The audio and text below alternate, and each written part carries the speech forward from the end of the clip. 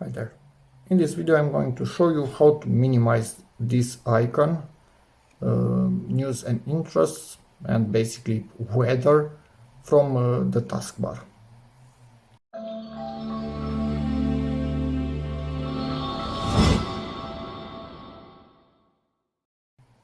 Okay, so in its native form it occupies quite a lot, almost as much as a normal tab would occupy on the taskbar.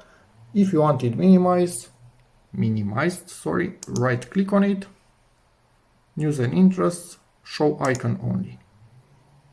And it's much smaller, and when you want all the info, simply click on it and you have everything in here.